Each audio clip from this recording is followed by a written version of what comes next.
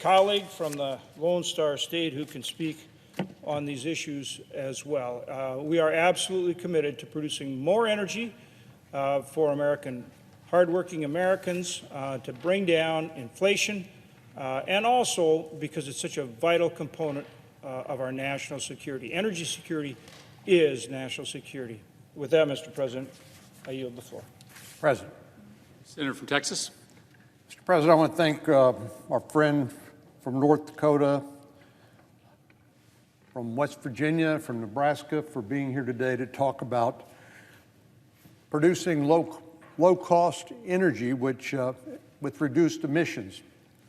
I'm from an energy-producing state. In Texas, we're an all-of-the-above state.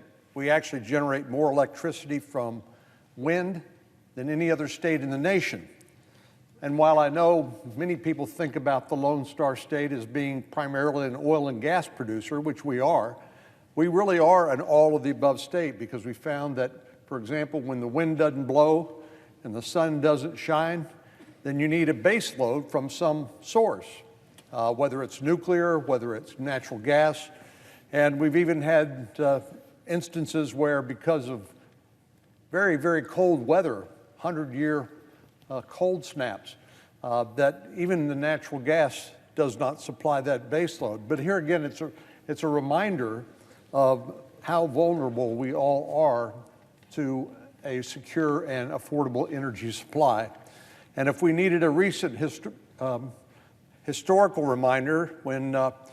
Putin invaded Ukraine and threatened to cut off the sole source of energy for essentially all of Europe, they had to scramble for alternative sources and diversify their energy supply. That ought to be a lesson to us, that we should not put all of our eggs in one basket, but we should pursue an all-of-the-above energy strategy.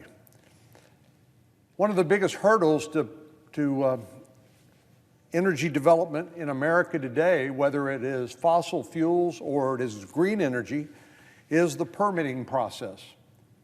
Any project with a federal nexus, whether it touches federal land, crosses state lines, or uses federal funding, has to wade through a swamp of red tape. This process is not just cumbersome, it's also time-consuming and expensive. On average, it takes 4.5 years to complete the environmental review for potential projects. Again, that's just the average, 4.5 years. Many projects take longer. In fact, it takes more than 6 years to complete the environmental review for a quarter of the projects.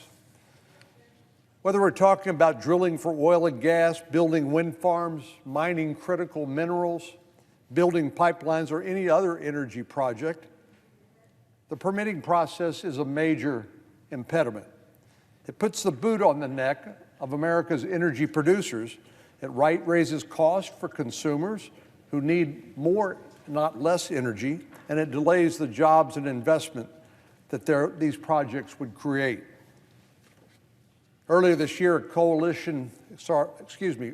week, a coalition of more than 340 organizations sent a letter to Congress advocating for common sense permitting reform. This group includes organizations that represent traditional energy producers like the American Petroleum Institute and the American Gas Association. But it also, notably, includes renewable energy groups such as the American Clean Power Association and the American Council on Renewable Energy. It includes industries that are supported by American energy production like pipeline contractors, builders, truckers, and engineers, as well as groups that advocate for small businesses and consumers. This is a very diverse range of stakeholders, and they agree on this one thing: it's time to fix America's broken permitting system. They described it as the biggest obstacle to building the infrastructure of the future, and I agree. And I know that sometimes people think that building things is all going to encourage more fossil fuel production.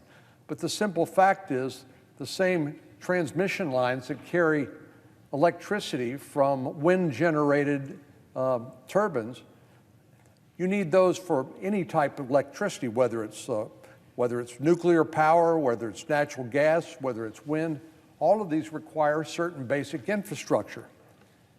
And they're all slowed down and made more expensive by the antiquated permitting process. So this problem harms America's energy security and stands in the way of new jobs and investments in communities all across the country. It's really past time for Congress to simplify and expedite the permitting process. This is at the top of the to-do list for our Republican colleagues in the House. As we've heard this week, they're expected to pass a package of bills to overhaul the broken permitting process and make other reforms to boost energy production and bring down energy costs for consumers. Unfortunately, the majority leader, the senator from New York, didn't waste any time attacking the House bill.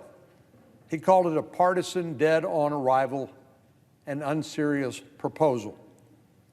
Well, that's hardly the recipe for productive bipartisan negotiations between the House and the Senate. As the majority leader knows, Senator Manchin, the senator from West Virginia, his permitting reform didn't have the votes to pass the Senate, let alone the House. But the good news is that Senator Manchin, Senator Capito, both from the great state of West Virginia, are leading the efforts in this chamber to work on a bipartisan permitting reform bill.